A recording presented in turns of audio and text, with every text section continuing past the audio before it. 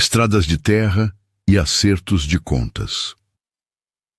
Laura Campos atravessou as portas da frente da Escola Estadual Roosevelt numa manhã de terça-feira no final de agosto, sua mochila de lona gasta pendurada em um ombro e suas botas ainda carregando vestígios do barro vermelho da fazenda.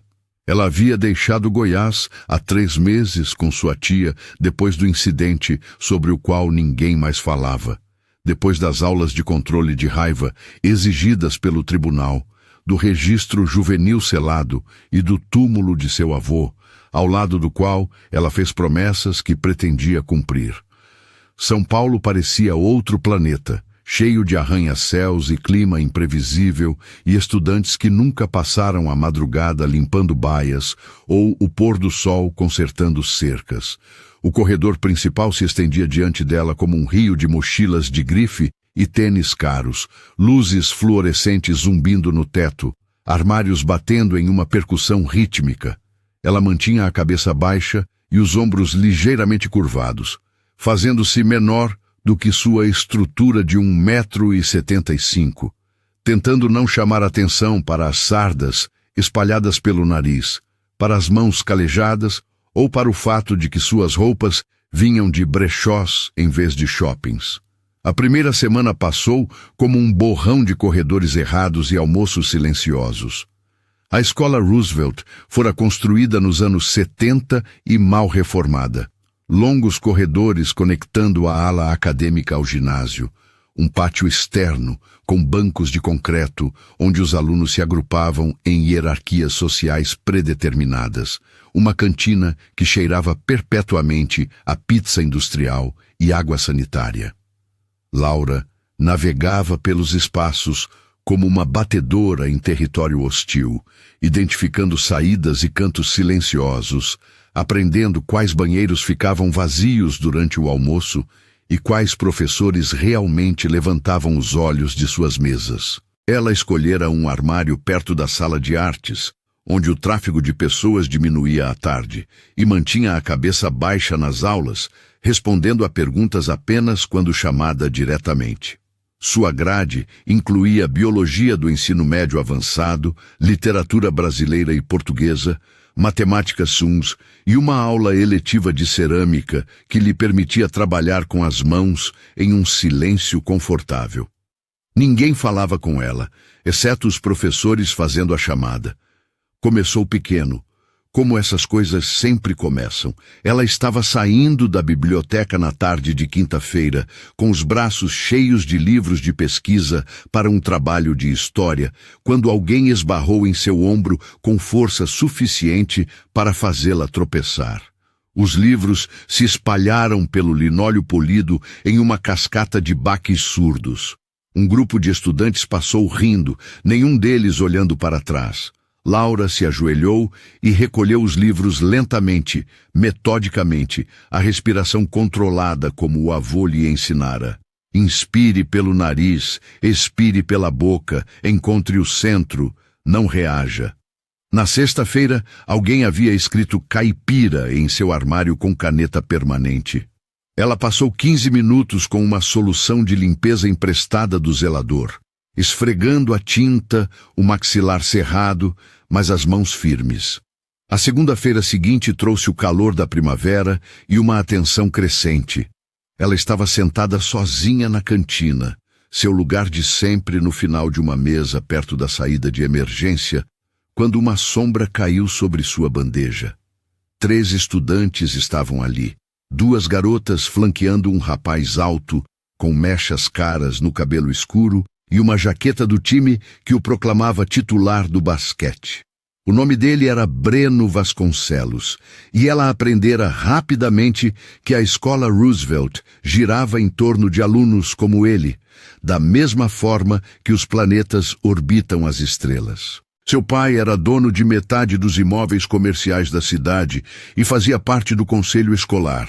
Seu irmão mais velho se formara como o melhor aluno antes de se tornar algum tipo de empreendedor de tecnologia, e o próprio Breno se movia pelos corredores com a confiança de quem nunca ouviu um não na vida. Você está no lugar da Jenna, disse ele, sua voz carregando aquele tom particular de desprezo divertido que vinha de nunca ter que temer as consequências. Laura ergueu os olhos lentamente, seus olhos castanhos encontrando os dele por um breve momento antes de voltarem para o almoço. Não vi nenhum nome, respondeu ela em voz baixa, já juntando suas coisas. Estou te dizendo agora. Ele se inclinou para a frente, as mãos apoiadas na beirada da mesa. Caipira. O apelido a atingiu como uma marca de ferro e ela ouviu risadinhas se espalharem pelas mesas próximas. Alunos que estavam absortos em suas próprias conversas se viraram para assistir, sentindo o cheiro de entretenimento. Laura se levantou, sem dizer mais nada, levou seu almoço pela metade até o lixo e saiu pelas portas laterais para o pátio. Atrás dela, o riso a seguiu como fumaça.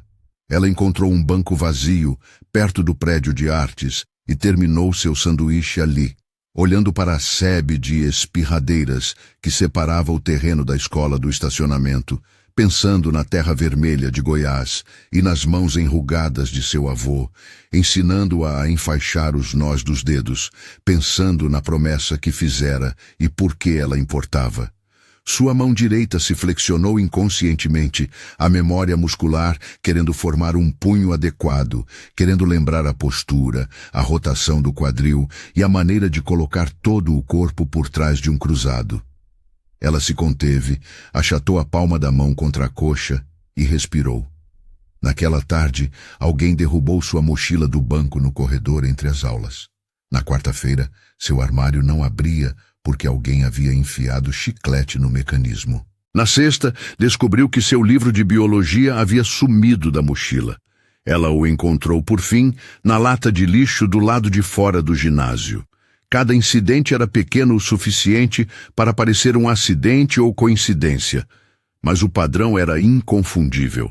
Ela já tinha visto isso antes, em Goiás, em sua antiga escola, antes de ter feito algo a respeito de uma forma que deixou um garoto com a clavícula quebrada e o ombro deslocado, e ela em pé, na frente de um juiz do Tribunal de Família, ouvindo sermões sobre resposta desproporcional e controle da raiva.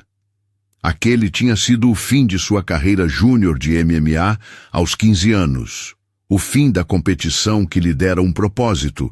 O começo do entendimento de que seu treinamento vinha com responsabilidades que ela havia violado. A segunda semana se intensificou. Breno tinha 2 companheiros constantes que o orbitavam como luas. Tiago Costa, cuja família ganhava dinheiro com vinhedos no sul e que possuía a crueldade calculada de alguém que aprendera a sobreviver, nunca sendo o mais fraco em qualquer ambiente, e Melissa Freire, cujos traços perfeitos e personalidade afiada a tornavam a rainha da hierarquia social da Roosevelt. Eles aparentemente decidiram que a natureza quieta de Laura sinalizava fraqueza em vez de contenção. Na manhã de terça-feira, Tiago, acidentalmente, derramou seu café na jaqueta dela no corredor principal. Ela ficou ali, com o líquido marrom escorrendo da lona, enquanto os alunos passavam, os celulares saindo dos bolsos para capturar o momento. Ela tirou a jaqueta sem comentar, fez uma bola com ela e caminhou para sua primeira aula apenas de camiseta, sentindo 50 pares de olhos, rastreando seus movimentos como presas observando um predador decidir se vale a pena perseguir. No almoço daquele dia, Melissa sentou-se diretamente à sua frente na mesa, que de resto estava vazia. Você sabe que todo mundo acha você esquisita, né? Disse ela de forma casual, examinando suas unhas bem feitas. Tipo, agressivamente esquisita. Você se veste como uma moradora de rua, cheira a estábulo e tem tanta personalidade quanto um poste de cerca. Laura mastigou seu sanduíche lentamente, sem levantar o olhar. Em casa, ela aprendera a ler o gado, a posição da orelha de um cavalo, a distribuição de peso de uma vaca antes de decidir dar um coice, a forma como um animal assustado telegrafava suas intenções. Melissa estava transmitindo agressão tão claramente quanto qualquer animal de celeiro, toda a postura eriçada e os olhos fixos no alvo. Mas Laura não ia se envolver. Ela não podia se dar a esse luxo. Você está me ouvindo? A voz de Melissa subiu ligeiramente, atraindo a atenção das mesas próximas. Nossa, você é como um zumbi. Você sequer fala? Laura terminou seu sanduíche, limpou as mãos em um guardanapo e se levantou sem dizer uma palavra. Ela se afastou enquanto a risada de Melissa ecoava atrás dela, aguda e performática. No banheiro, ela se trancou em uma cabine e ficou ali, respirando através do coquetel familiar de humilhação e fúria, suas mãos tremendo levemente antes que ela as controlasse. Ela contou até 100 em espanhol, como seu avô a ensinara, focando nos números, na pronúncia, no ritmo que empurrava a emoção para dentro de uma caixa trancada. Então, lavou as mãos com água fria, jogou um pouco no rosto e foi para suas aulas da tarde como se nada tivesse acontecido. No final daquela semana, alguém havia criado uma conta no Instagram dedicada a zombar dela. Ela mesma não tinha redes sociais, parte das regras de sua tia para ficar longe de problemas. Mas os colegas de classe garantiam que ela soubesse da existência da conta. Eles deixavam seus celulares virados para cima nas mesas quando ela passava, com capturas de tela de postagens chamando-a de lixo da roça, caipira e coisas piores. Alguém havia feito uma montagem com seu rosto no corpo de uma vaca. Outra postagem a mostrava caminhando para o ponto de ônibus com a legenda "Encontre a rainha da favela". Ela vira 47 curtidas quando um aluno inclinou o celular em sua direção na biblioteca. Naquela noite, ela ficou deitada na cama, no quarto de hóspedes de sua tia, olhando para as placas do teto e pensando na academia em Goiânia, onde treinara desde os 12 anos, pensando em seu treinador que lhe dissera que ela tinha potencial real se conseguisse aprender a ter disciplina, pensando na maneira como seu corpo sabia se mover quando ameaçado. A mudança automática de peso, a guarda subindo, as inúmeras horas de treino que viviam em sua memória muscular como uma segunda língua.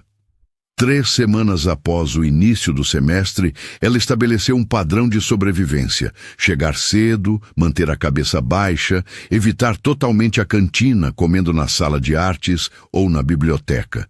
Sua professora de cerâmica, a senhora Chen, não fazia perguntas sobre por que ela preferia passar o almoço curvada sobre o torno, e o bibliotecário, o Sr. Fortes, parecia satisfeito em deixá-la ocupar a mesa do canto dos fundos, desde que ficasse quieta.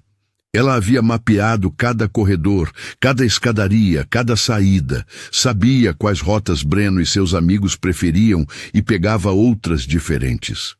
Ela se movia pela Roosevelt como um fantasma, tentando ser invisível, tentando honrar a promessa que fizera no túmulo de seu avô de nunca mais usar seu treinamento para a violência. Mas a invisibilidade era aparentemente impossível quando alguém decidia que você era entretenimento. O incidente da cantina aconteceu em uma quarta-feira no final de setembro. Laura havia calculado mal. Sua aula da tarde fora cancelada, e ela pensou que a cantina estaria quase vazia. Ela estava errada. Mal se sentara com seu almoço quando todo o grupo de Breno desceu como uma tempestade. Antes que ela pudesse juntar suas coisas, Tiago pegou seu saco de papel e começou a vasculhá-lo, enquanto Melissa bloqueava seu caminho para a saída. Meu Deus, o que é isso? Tiago ergueu o sanduíche dela como se fosse radioativo. Isso é você mesma que fez? É tipo comida caseira de verdade. Seu tom fazia parecer uma doença. Devolve, disse Laura em voz baixa, levantando-se. Devolve, Breno imitou com uma voz aguda, e a dúzia de estudantes nas mesas próximas riu em uníssono. O que você vai fazer, caipira? Me desafiar para um concurso de debulhar milho? Ela podia sentir sua frequência cardíaca aumentando, não exatamente de medo, mas do esforço de suprimir o instinto. Seu corpo queria se mover, queria entrar no alcance e controlar o pulso de Tiago, pegar sua propriedade de volta com a chave de articulação que o faria largar tudo. Em vez disso, ela ficou muito quieta, com as mãos ao lado do corpo, respirando deliberadamente. Só devolve, repetiu ela. Tiago jogou o sanduíche para Melissa, que o pegou e imediatamente o jogou para Breno, que o arremessou pela cantina, onde explodiu contra a parede em uma profusão de pão e peru. A sala irrompeu em risos e aplausos. Laura sentiu algo frio se instalar em seu peito. Não exatamente raiva, mas cálculo. Ela estava medindo distâncias, contando oponentes, avaliando o ambiente com o mesmo distanciamento analítico que seu antigo treinador havia incutido nela. 3 alvos primários, 2 secundários, múltiplos pontos de saída, superfícies duras a evitar, densidade da multidão que impediria movimentos limpos. Então ela se pegou, horrorizada. Estava planejando uma briga. Estava fazendo exatamente o que prometera nunca fazer. Ela saiu. Apenas se virou e passou por Melissa, pelos estudantes rindo com seus celulares erguidos, por um professor que testemunhou tudo e não fez nada, saindo pelas portas duplas para a luz do sol, que parecia um julgamento. No banheiro, ela ficou na pia com as mãos apoiadas na borda de porcelana, encarando seu reflexo. Seu rosto estava corado, o maxilar cerrado, seus olhos carregando aquela dureza que ela tanto se esforçara para suavizar. Ela parecia a garota que colocara Daniel Rodrigues no hospital em Goiás. A garota que perdera o controle, a garota que ela estava tentando não ser. Jogou água fria no rosto e se forçou a respirar até que a energia perigosa se dissipasse. Naquela noite, ela disse à tia que ia correr e então passou 90 minutos em um parque a 5 quilômetros de casa praticando seus movimentos. Sombra de boxe, exercícios de footwork, mudanças de nível, projeções de quadril no ar. Seu corpo cantava com os movimentos familiares, tudo exatamente onde deveria estar, a força fluindo de suas pernas através de seu core e saindo por seus punhos em combinações que poderiam derrubar alguém com o dobro de seu tamanho, se ela permitisse. Ela treinara principalmente jiu-jitsu brasileiro, mas seu avô fora boxeador e sua antiga academia oferecia treinamento cruzado suficiente para que ela se tornasse competente em wrestling e Muay Thai também. Ela era boa, muito boa. Aos 16 anos, já lutava contra adultos no circuito amador. Então, ela usou essas habilidades fora do ringue e aprendeu a diferença entre esporte e violência. Outubro chegou com um clima um pouco mais frio e assédio crescente. Eles vandalizavam seu armário semanalmente agora. Desenhos grosseiros, mais rótulos de caipira, uma vez até um punhado de terra de verdade jogado pelas aberturas que ela teve que aspirar.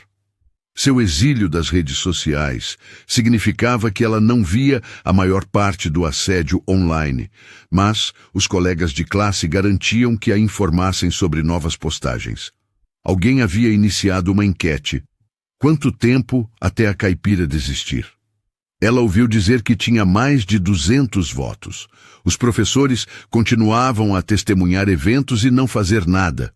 Um encontrão que fazia seus livros voarem, uma piada sobre suas roupas que fazia a classe inteira rir, os comentários constantes de Breno sempre que ela era chamada na aula de biologia avançada que compartilhavam. Talvez a caipira possa nos falar sobre a reprodução das vacas, disse ele durante uma unidade sobre genética, e o professor Hélio realmente sorriu antes de prosseguir sem comentar. Ela sobrevivia compartimentalizando. A escola era apenas horas a suportar.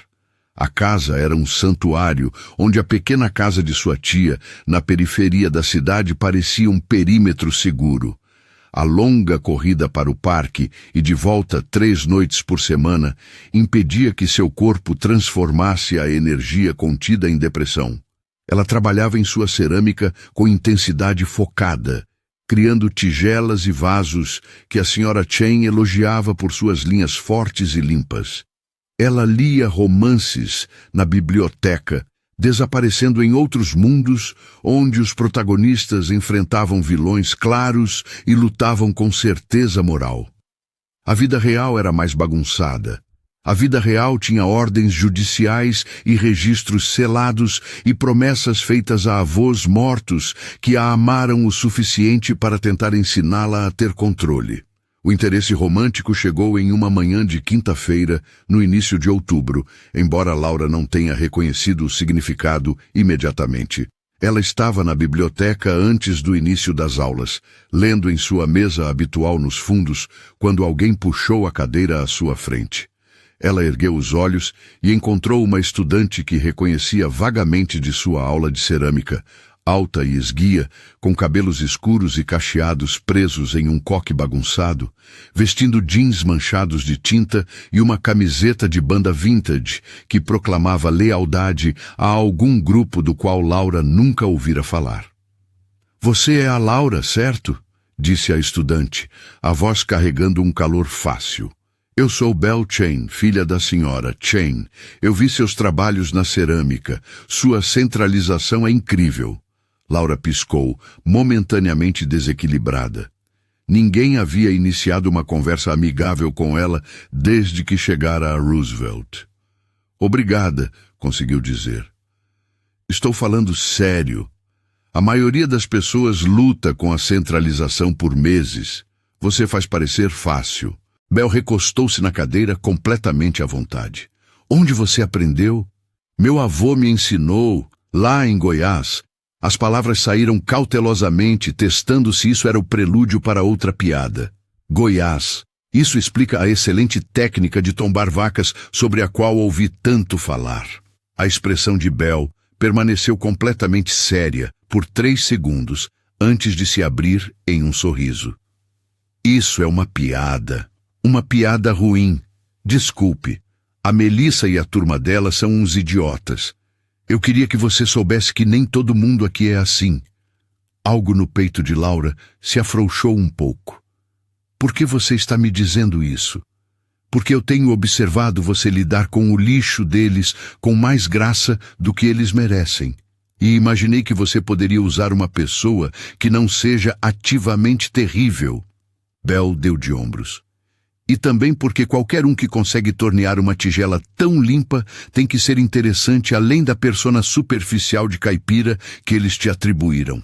Elas conversaram por 20 minutos antes do primeiro sinal tocar, sobre técnicas de cerâmica, sobre as diferenças entre Goiás e São Paulo, sobre a paixão de Belle por fotografia e seus planos de estudar arte na faculdade. A conversa pareceu água depois de uma seca, lembrando a Laura que a interação social normal existia além do assédio e do isolamento. Quando se separaram, Belle disse: "Vamos fazer isso de novo. Talvez almoçar algum dia, se você conseguir aguentar a política da cantina." Laura se pegou sorrindo pela primeira vez em semanas. A amizade se desenvolveu da maneira cuidadosa de pessoas testando se a confiança é justificada.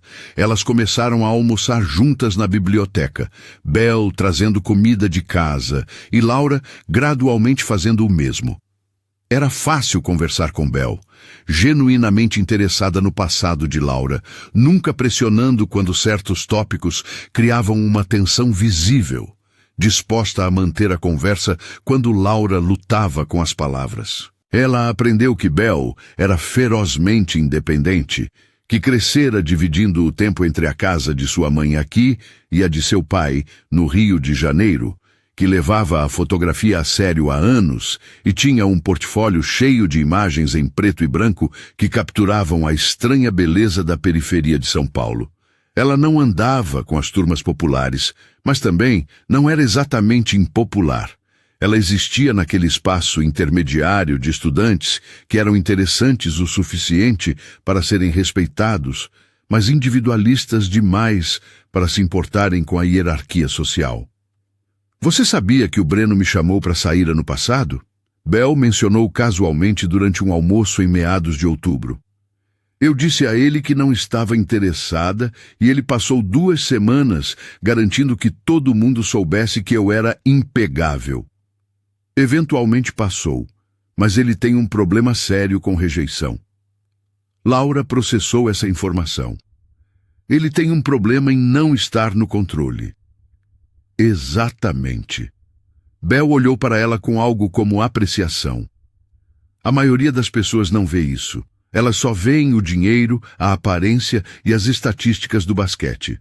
Mas por baixo, ele é desesperadamente inseguro, o que o torna perigoso. Foi no mesmo dia que Breno notou a amizade. Ele e seu grupo estavam saindo da biblioteca exatamente quando Laura e Bel se acomodavam para o almoço. E Laura viu o momento de reconhecimento cruzar seu rosto. Aquele cálculo predatório que significava que ele havia identificado uma nova alavancagem. 2 dias depois, Melissa fez questão de sentar-se perto delas na aula de cerâmica, fazendo observações em voz alta sobre casos de caridade e pessoas que adotam vira-latas. Bel respondeu ligando o torno de cerâmica alto o suficiente para abafá-la, mas a mensagem era clara. Ao fazer amizade com Laura, Bel havia pintado um alvo em si mesma. Você não precisa fazer isso, disse Laura em voz baixa depois da aula. Sair comigo, quero dizer, está tornando as coisas mais difíceis para você. Bel olhou para ela como se tivesse falado um disparate. Laura, não sou sua amiga por caridade. Eu realmente gosto de conversar com você. Se o Breno quer fazer birra por causa disso, o problema é dele, não meu. Mas tornou-se problema delas nas semanas seguintes. O assédio que se concentrara exclusivamente em Laura agora se expandiu para incluir Bel. Alguém escreveu "o pet da caipira" no armário de Bel. Suas impressões fotográficas que estavam penduradas no corredor da sala de artes desapareceram, apenas para ressurgir rasgadas e espalhadas pelo pátio. Quando almoçavam juntas na biblioteca, os alunos passavam fazendo barulhos de animais ou sussurrando insultos. Tiago começou um boato de que elas estavam namorando, o que desencadeou outra rodada de postagens em redes sociais, sobre as quais Laura só ficou sabendo por terceiros. Ela sentia a culpa corroê-la. Essa pessoa confiante e talentosa estava sofrendo por se associar a ela. Mas Bel parecia não se importar, ou pelo menos estava determinada a não demonstrar se estava. Já lidei com coisa pior, disse ela quando Laura se desculpou pela 10ª vez. Meus pais tiveram um divórcio bem feio quando eu tinha 13 anos.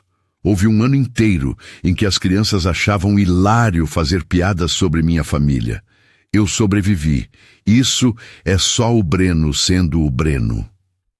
Elas estavam no pátio uma tarde no final de outubro, sentadas em um banco perto das espirradeiras, quando Bel fez a pergunta que Laura temia.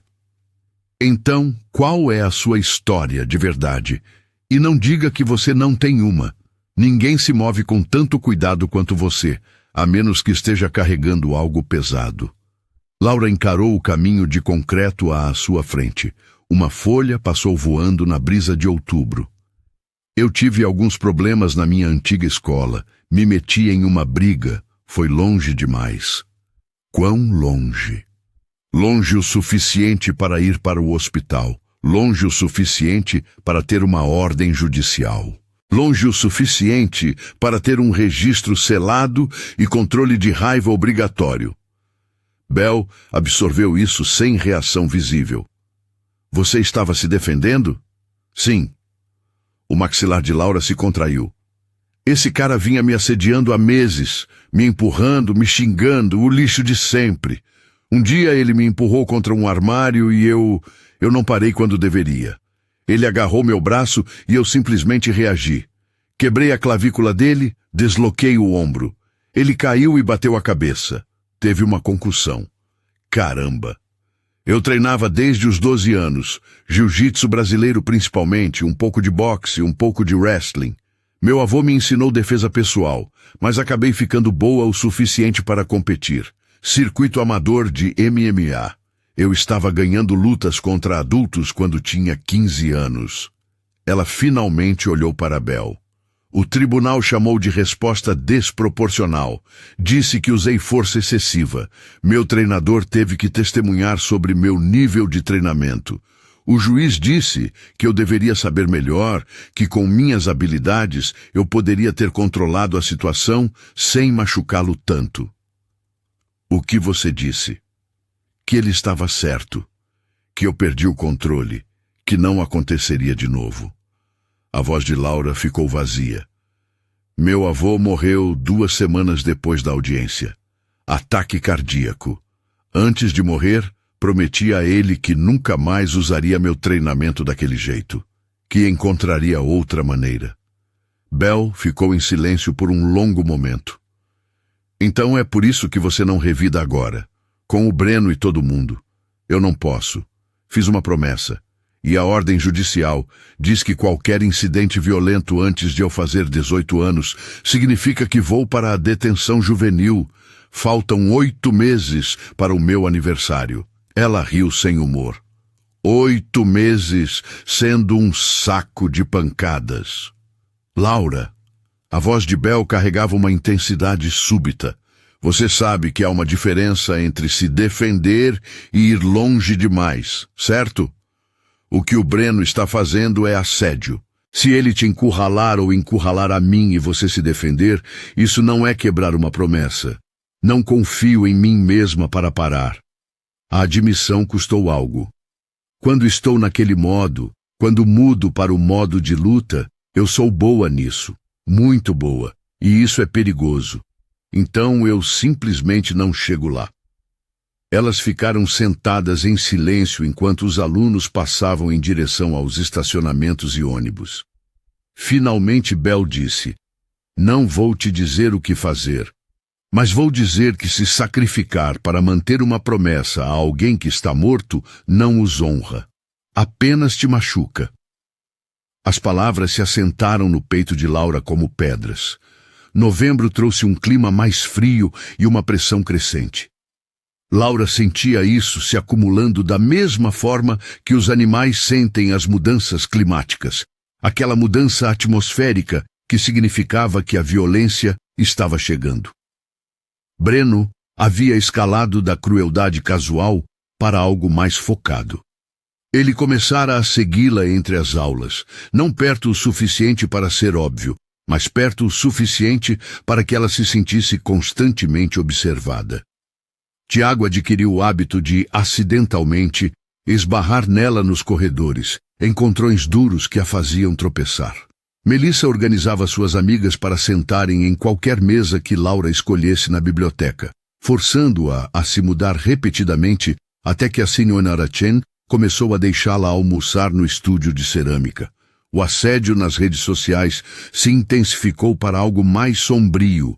Alguém criou um cronômetro de contagem regressiva para sua inevitável desistência e outra enquete sobre se ela finalmente surtaria e atiraria na escola. Essa última a deixou fisicamente doente. Ela não era violenta, não era perigosa da maneira que eles estavam insinuando.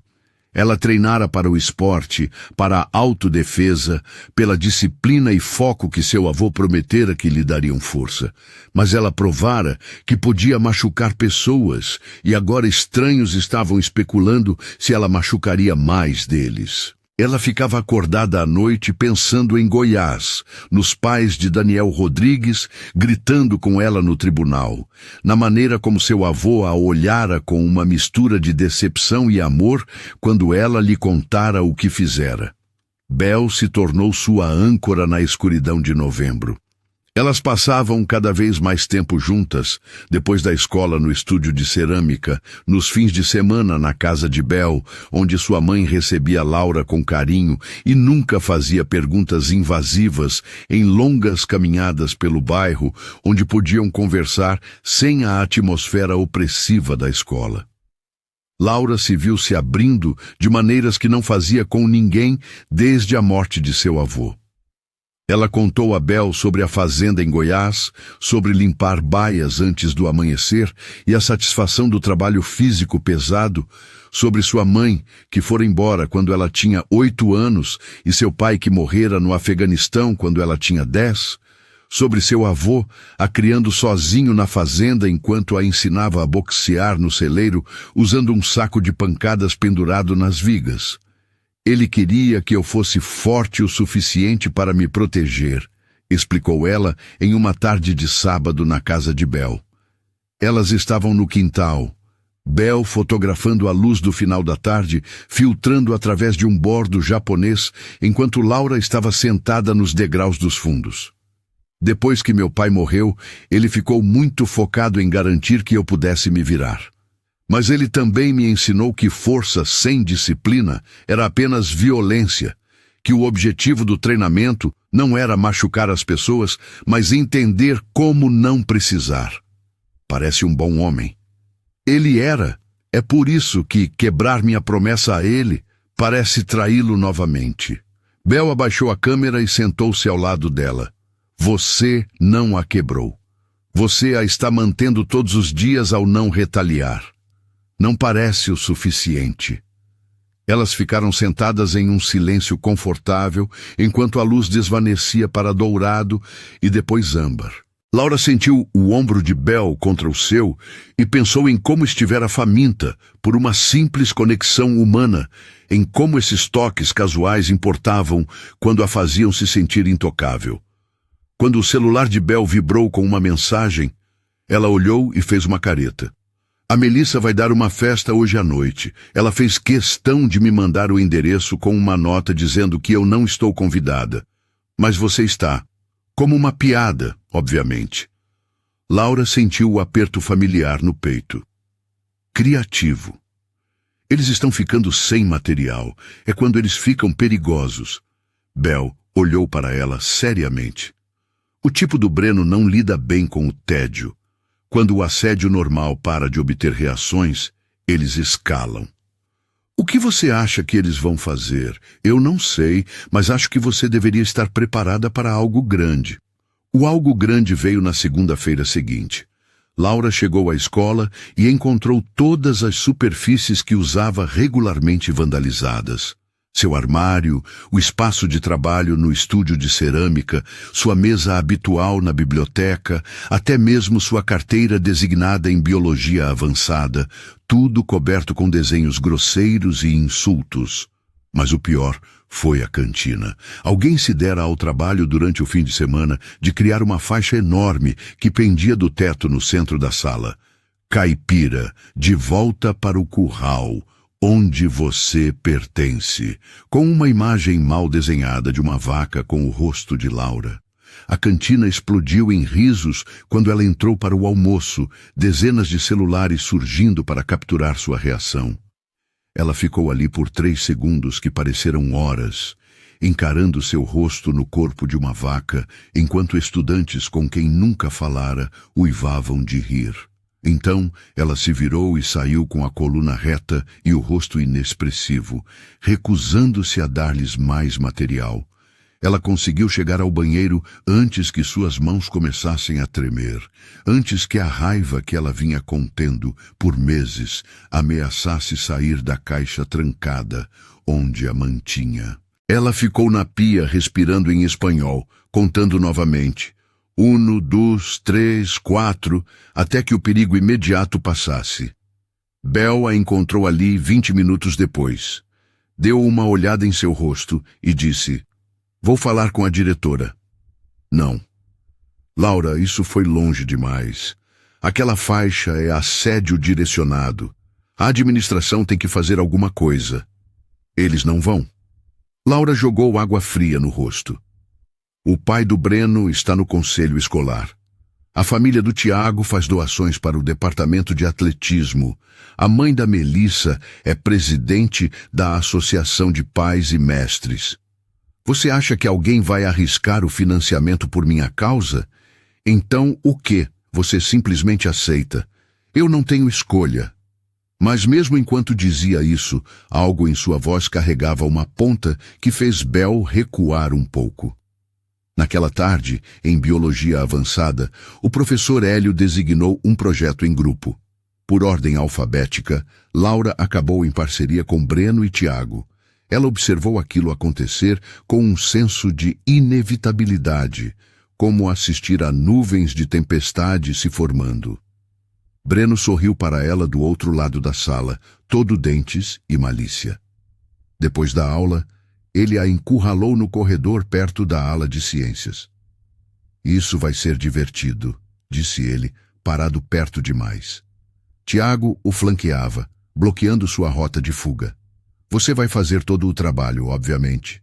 Já que você é a caipira, provavelmente sabe tudo sobre genética e criação. Seu tom tornava as palavras obscenas. Laura manteve os olhos na clavícula dele. Olhar para baixo significava submissão, mas encontrar seus olhos arriscava uma escalada.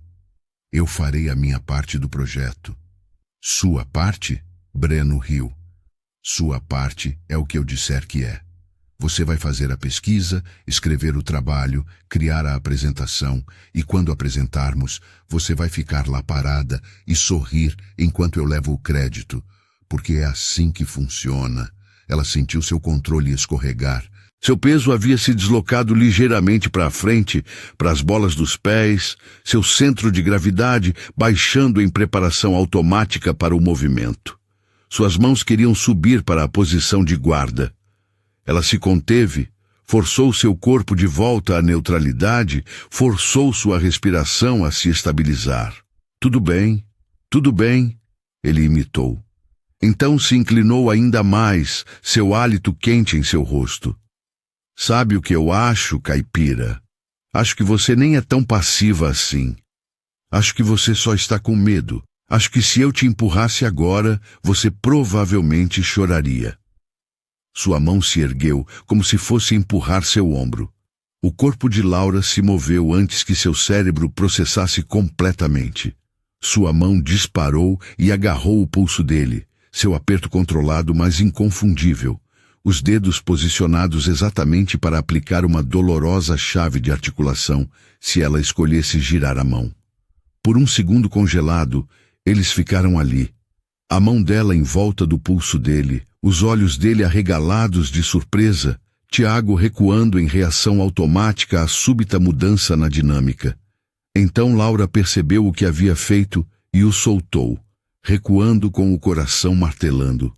Não me toque, disse ela em voz baixa.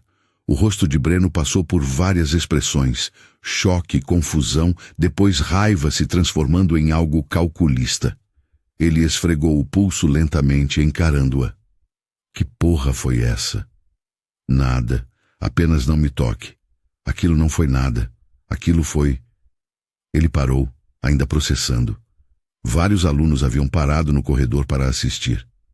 O que você é, tipo, uma Karate Kid secreta ou algo assim? Laura não respondeu, apenas se virou e se afastou antes que a situação pudesse se deteriorar ainda mais. Mas o dano estava feito. Ela havia revelado algo, deixado seu treinamento escapar de seu controle cuidadoso.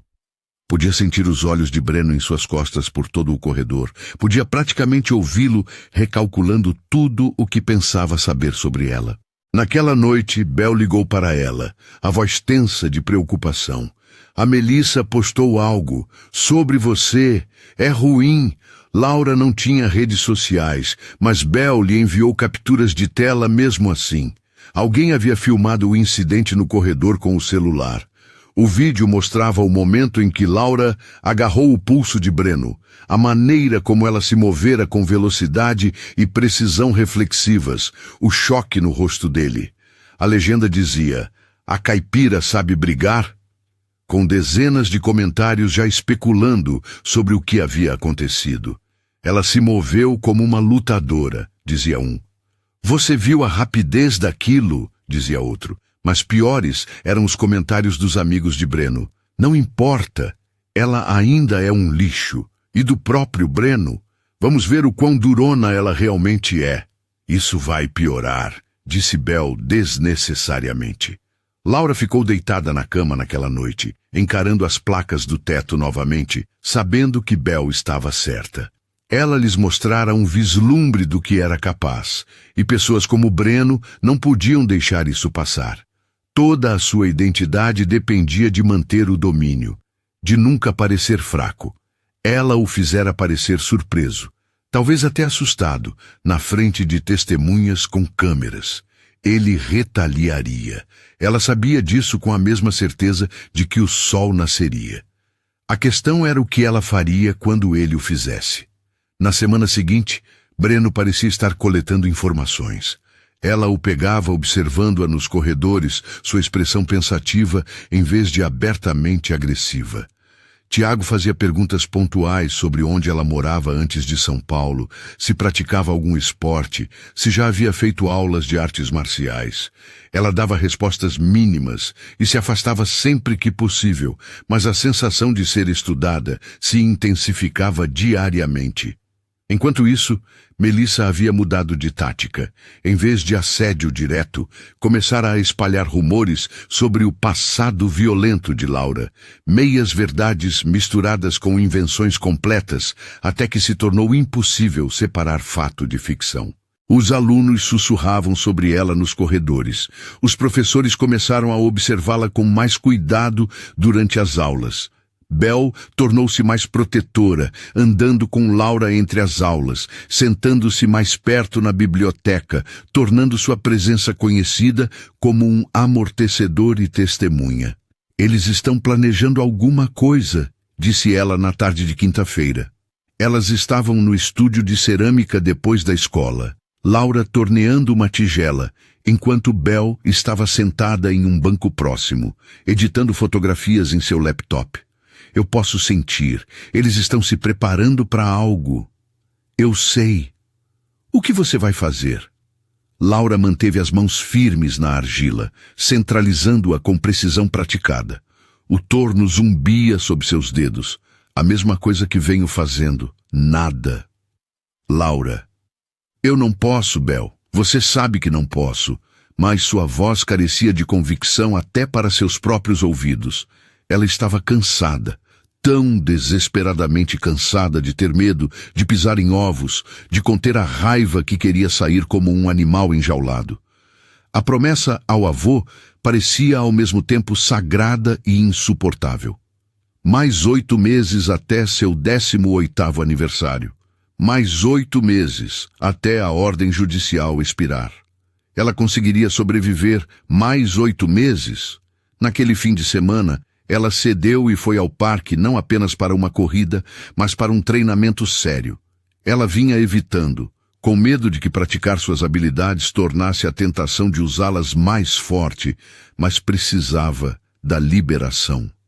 Passou 2 horas treinando técnicas, praticando combinações que antes eram uma segunda natureza, descobrindo que seu corpo ainda se lembrava de tudo, apesar de meses de supressão. Suas mãos enfaixadas adequadamente pela primeira vez desde Goiás. Seu footwork limpo e equilibrado. Sua respiração sincronizada com o movimento no ritmo que seu avô a ensinara. Ela treinou até que o suor encharcasse suas roupas e seus músculos queimassem e a energia perigosa se reduzisse a brasas manejáveis. Caminhando para casa ao entardecer, sentiu alguém se juntar a ela. Virou-se pronta para correr e encontrou Bel com as 2 mãos para cima em sinal de rendição. Desculpe, não queria te assustar. Eu estava passando de carro e te vi. Pensei que talvez quisesse companhia para a caminhada para casa. Elas caminharam em silêncio por vários quarteirões antes de Bel dizer: Você parecia diferente, no parque, como uma pessoa completamente diferente. É quem eu estou tentando não ser. Talvez você esteja tentando não ser as partes erradas dela. A voz de Bel era gentil, mas firme. A parte de você que sabe lutar não te torna violenta. É apenas uma habilidade. É o que você faz com ela que importa. Eu já fiz algo com ela. Eu machuquei alguém. Você se defendeu de alguém que estava te machucando e naquele momento você foi longe demais. Isso não significa que você está condenada a sempre ir longe demais. Significa que você é humana e cometeu um erro e aprendeu com ele.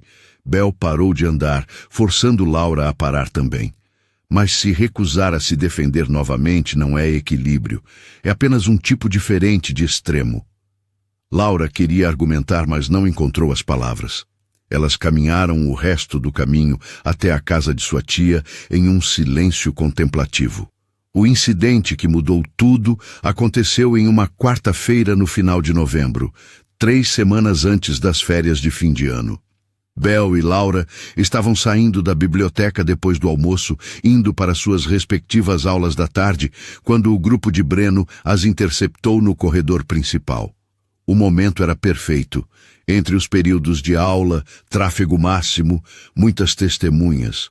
Breno parou diretamente em seu caminho com Tiago e Melissa o flanqueando, e atrás deles mais 4 ou 5 alunos, cujos nomes Laura não sabia, mas cujas expressões hostis deixavam claras suas alianças. "Caipira", disse Breno, sua voz carregando aquela leveza perigosa que precede a violência. "Precisamos conversar sobre o projeto de biologia." "Agora não." Laura tentou contorná-los, mas Melissa se moveu para bloqueá-la. "Na verdade, sim, agora. Veja, acho que você não entende a situação. Você se acha especial porque agarrou meu pulso uma vez. Mas você não é especial, você é um lixo, e eu vou provar isso." Ele pegou o celular, ergueu-o para que ela pudesse ver a tela. Mostrava uma fotografia da casa de Bel. "É aqui que sua namoradinha mora, certo? Lugar legal. Seria uma pena se algo acontecesse com ele." Laura sentiu um gelo descer por sua espinha. "Você está ameaçando ela?" "Estou apenas dizendo que seria uma pena. Sabe, se alguém pichasse o carro da mãe dela, ou quebrasse todas aquelas lentes de câmera que sei que ela guarda no quarto. Ou talvez compartilhasse algumas fotos realmente embaraçosas dela que eu definitivamente não tenho." Seu sorriso era reptiliano. "Claro, nada disso precisa acontecer. Tudo o que você precisa fazer é admitir o que você é. Bem aqui, na frente de todo mundo. Admitir o quê? Que você não é ninguém. Que você é um lixo inútil da roça que não pertence a este lugar. Diga." Sua voz se elevou. "Diga, eu sou um lixo inútil e eu deixarei a Bel em paz. Caso contrário." Ele deu de ombros. O corredor ficara em silêncio. 50 alunos observando, celulares saindo dos bolsos, sentindo o cheiro de entretenimento. Laura sentiu Bel ficar tensa ao seu lado. Sentiu sua própria frequência cardíaca disparar. Sentiu a adrenalina familiar começando a inundar seu sistema. Ela olhou para o rosto de Breno, para a crueldade ali, a presunção, a certeza absoluta de que ele havia vencido. Olhou para os alunos observando, a maioria com expressões de fascínio desconfortável, alguns poucos com culpa ou pena, nenhum disposto a intervir. Olhou para Bel, cujo maxilar estava cerrado e cuja mão havia encontrado a de Laura, e cuja presença era a única coisa que impedia Laura de tomar uma decisão terrível naquele momento. "Deixe-a fora disso", disse Laura em voz baixa. "Então diga, estou esperando." O celular de Breno estava levantado, gravando agora. "Diga que você é um lixo inútil e eu postarei este vídeo para que todos saibam que você finalmente admitiu a verdade. Então terminamos." Laura abriu a boca, fechou-a. Sentiu algo mudar dentro de seu peito. Um peso que a pressionava há meses, de repente se levantou, abrindo espaço para outra coisa. Raiva, sim, mas também clareza. Clareza fria e focada que ela sentira no ringue antes de grandes lutas. Aquele estado de espírito em que tudo desacelerava e ela podia ver 3 movimentos à frente. Pensou em seu avô, que lhe ensinara que a força não era apenas sobre lutar, mas também sobre saber quando lutar. Pensou em Bel, que ficara ao seu lado quando ninguém mais ficou. Pensou em mais 8 meses disso, de ser um saco de pancadas, de deixar pessoas como Breno a definirem. Ela pensou na promessa que fizera no túmulo de seu avô e, pela primeira vez, a examinou de verdade. Prometera nunca usar seu treinamento para a violência, mas defender-se era violência, proteger alguém de quem gostava era violência, ou deixar a si mesma e a Belle serem vitimizadas era apenas outro tipo de violência, do tipo lento, do tipo interno, do tipo que matava o espírito em vez do corpo. Não, disse ela. A palavra caiu no silêncio como uma pedra em água parada. Breno piscou. O quê? Não vou dizer isso. Não sou inútil e você sabe disso. Sua voz era baixa, mas se fez ouvir. Você quer ameaçar a Belle? Vá em frente. Mas nada que você faça muda o fato de que você é um valentão e um covarde que precisa do dinheiro do papai e de seus amigos para se sentir poderoso. O rosto de Breno passou por vários tons de vermelho. Você vai se arrepender disso. Provavelmente. Mas cansei de ter medo de você. Melissa deu um passo à frente. Você se acha durona porque o pegou de surpresa uma vez? Aquilo foi sorte. Você não é nada. Talvez. Os olhos de Laura nunca deixaram Breno. Mas não vou ficar aqui e aceitar abuso. Quer continuar com isso? Tudo bem. Mas não vou mais fazer o papel de vítima. A mudança na atmosfera era palpável. Os alunos que estavam assistindo com distanciamento divertido agora se inclinavam para a frente, sentindo que a dinâmica havia mudado. Breno parecia genuinamente chocado. Qualquer que fosse a resposta que esperava, um desafio calmo não era ela. Tiago colocou a mão no ombro de Breno como se estivesse contendo um cachorro. Você vai se arrepender disso, Breno repetiu. Mas sua voz havia perdido parte de sua certeza. Você não tem ideia do que eu posso fazer. E você não tem ideia do que eu posso fazer, mas talvez esteja prestes a descobrir. As palavras saíram da boca de Laura antes que seu cérebro as aprovasse totalmente. Tarde demais agora. O aviso fora dado. Belle apertou sua mão com força e a puxou para longe, através da multidão que se abriu com certa relutância pelo corredor, enquanto sussurros irrompiam atrás delas. No banheiro, Belle virou-se para ela com olhos selvagens. Que porra foi essa? Eu não sei. As mãos de Laura tremiam agora, a adrenalina a alcançando. Eu só não aguentava mais. Não podia ficar ali parada e deixá-lo vencer. Ele vai vir atrás de você. Vir atrás de você de verdade agora. Eu sei. Laura jogou água fria no rosto. Eu sei, mas Belle, eu estava morrendo. Aquela morte lenta em que você desaparece pedaço por pedaço. Não posso mais fazer isso. Então, e agora? Agora eu espero ele fazer o próximo movimento. E quando ele fizer... Ela encontrou os olhos de Belle no espelho. Eu vou lidar com isso. Lidar como? Como for preciso. A tensão na escola pelo resto daquele dia parecia eletricidade antes de um raio. Os alunos continuavam a olhar para Laura nos corredores. Breno e seu grupo haviam desaparecido após o confronto, reagrupando-se, provavelmente planejando. Os professores pareciam sentir que algo havia mudado, mas ninguém fazia perguntas. No final do dia, Laura se sentia tão tensa que poderia se estilhaçar. Belle a acompanhou até o ponto de ônibus e a fez prometer que mandaria uma mensagem quando chegasse em casa. Naquela noite, sua tia notou que algo estava errado. Você está bem, querida? Parece tensa. Laura queria desabafar tudo. Os meses de assédio, a ameaça a Belle, o confronto, a decisão que tomara de parar de ser passiva. Mas o que sua tia poderia fazer além de se preocupar? Apenas coisas da escola. Está tudo bem. Sua tia a estudou com olhos que viam demais. Seu avô costumava ficar com esse olhar, logo antes de ter que tomar uma decisão difícil. Seja o que for que você esteja enfrentando, lembre-se de que ele te ensinou a ter força, mas também te ensinou a ter discernimento. Confie em ambos. Naquela noite, Laura não conseguiu dormir. Ficou deitada na cama, repassando cenários, preparando-se mentalmente para o que quer que Breno fizesse. Ele não podia deixar o confronto no corredor passar. Toda a sua posição social dependia de nunca recuar, nunca parecer fraco. Ele retaliaria, provavelmente em público, provavelmente em breve.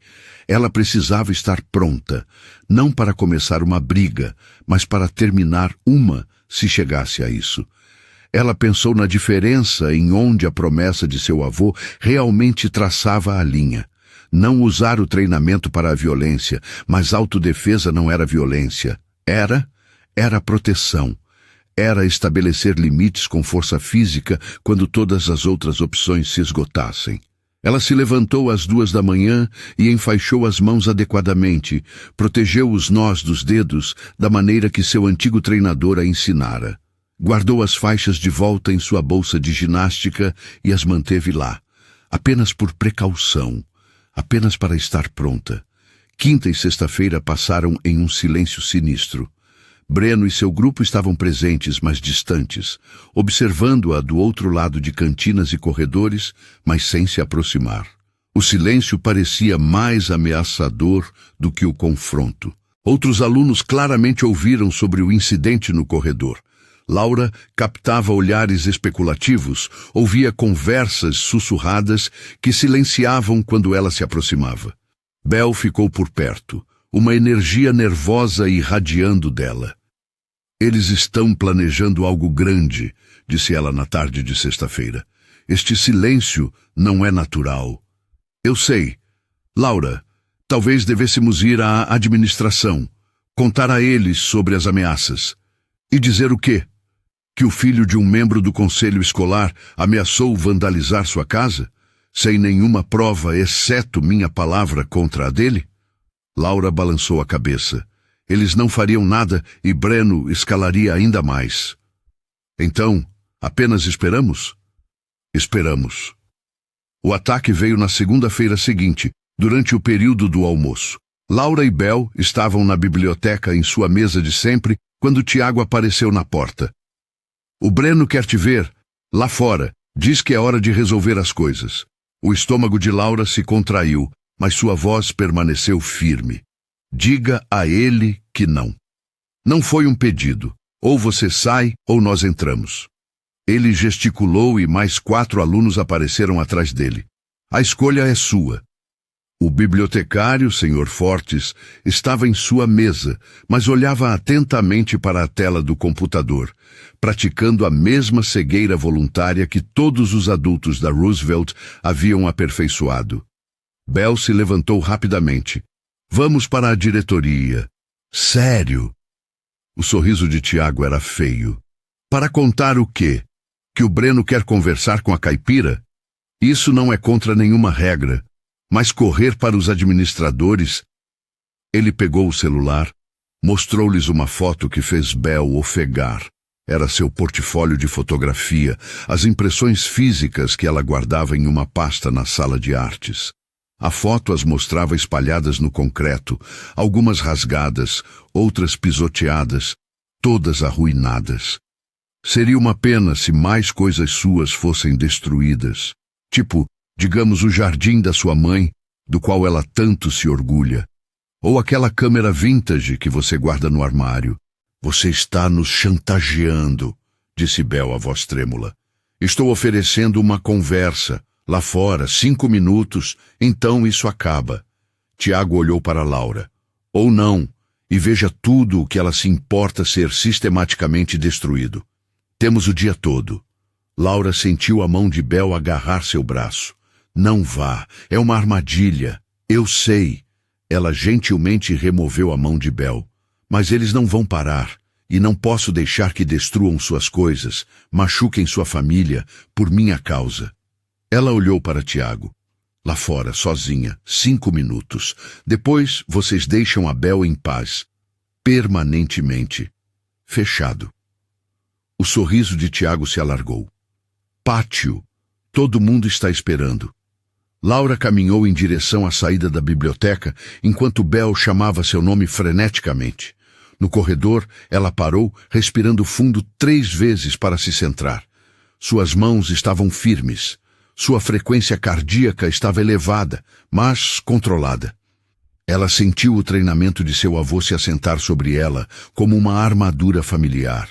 O estado mental em que o medo se tornava combustível, em que seu corpo sabia exatamente o que fazer, mesmo que sua mente ainda estivesse tentando acompanhar. Ela prometera não usar suas habilidades para a violência, mas não prometera ser uma vítima. O pátio estava lotado. O espaço ao ar livre entre o prédio principal e o ginásio geralmente abrigava talvez 20 alunos durante o almoço. Mas agora parecia que metade da escola havia se reunido. Eles formaram um círculo frouxo, celulares já em mãos e gravando. No centro estava Breno, flanqueado por Tiago, Melissa e outros 6 alunos, cujos nomes Laura não sabia. Atrás deles, mais alunos ainda chegavam, atraídos pela promessa de entretenimento. Laura atravessou a multidão até o centro do círculo. O sol de outono estava forte, quente para dezembro, projetando sombras nítidas.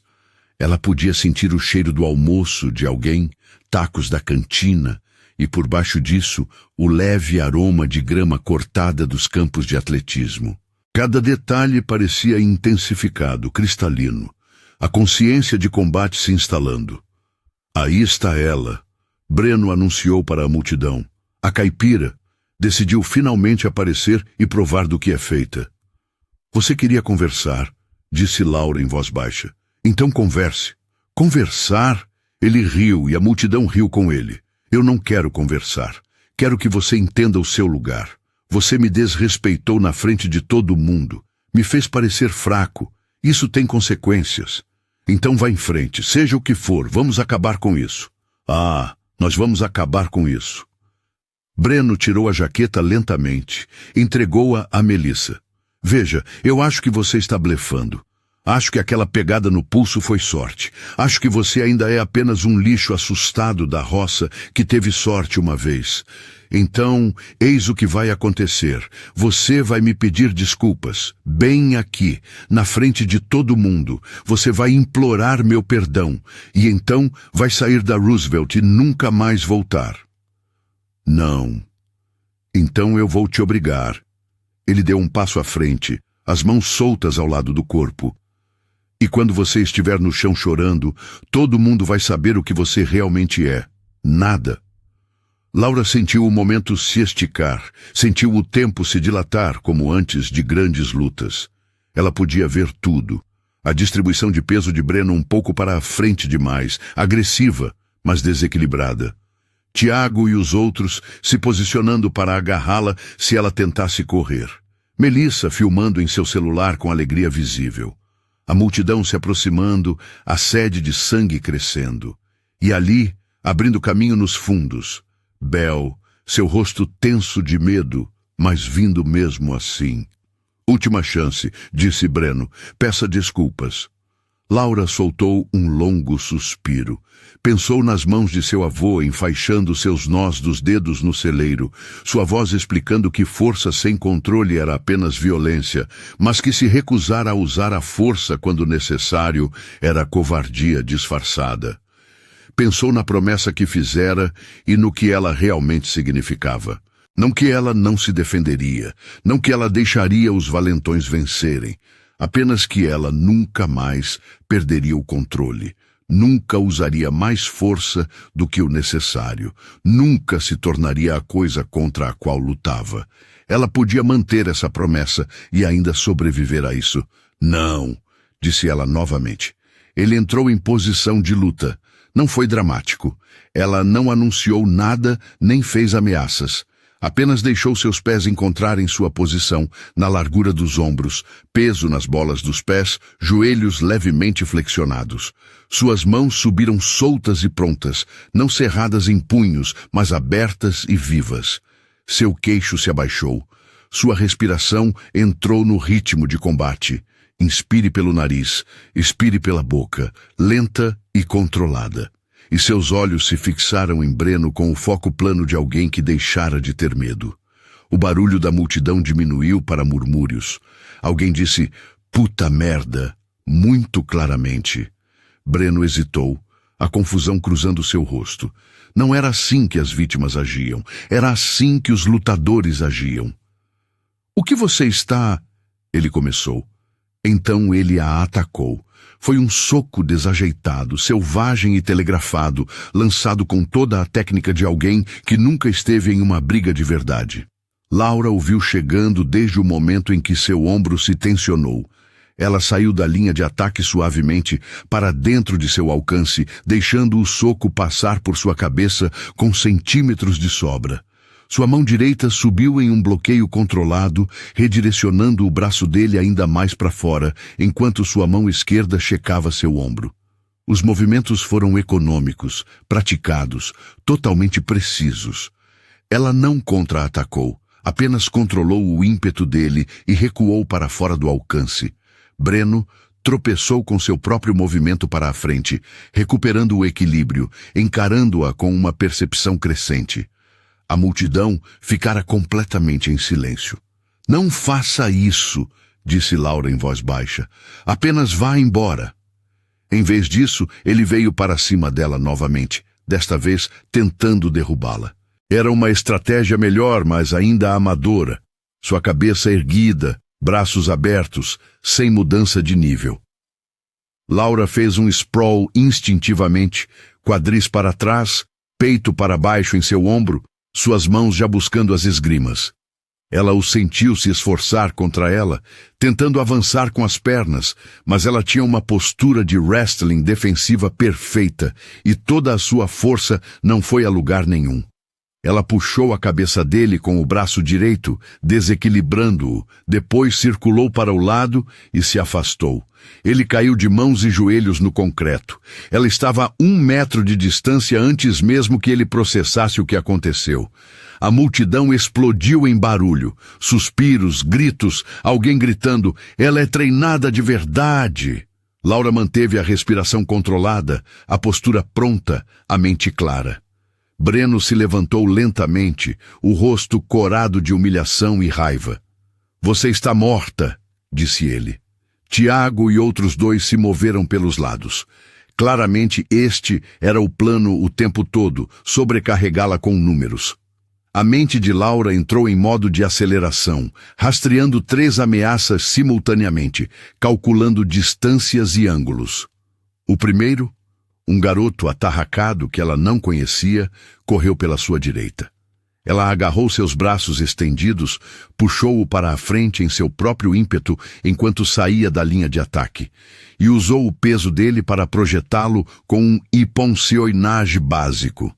Ele bateu no concreto com força, mas com segurança, mais chocado do que ferido. O segundo hesitou o tempo suficiente para Laura girar e encará-lo. Quando ele finalmente se comprometeu com uma entrada de 2 pernas desajeitada, ela fez um sprawl novamente, desta vez agarrando uma guilhotina de frente e controlando sua postura até que ele desistisse e recuasse. Tiago era mais esperto que os outros. Ele circulou cuidadosamente, mãos para cima em uma guarda de boxeador que sugeria treinamento real. Quando ele lançou um jab, foi rápido e correto. Ela teve que esquivar em vez de apenas bloquear. Seu direto veio imediatamente depois, e ela mergulhou por baixo, sentindo a pressão do ar passar por sua cabeça. Ele a estava testando, vendo o que ela podia fazer. Ela não se engajou, apenas se moveu lateralmente, mantendo a distância, não se comprometendo com nenhuma troca. Ele lançou um chute em sua perna da frente, não de Muay Thai, mas não terrível, e ela o bloqueou com a canela, o impacto sólido, mas controlado. "Você treinou", disse ele, a surpresa evidente. "Vá embora", ela repetiu. Em vez disso, Breno a agarrou por trás, os braços envolvendo seus ombros em um abraço de urso. Erro de amador.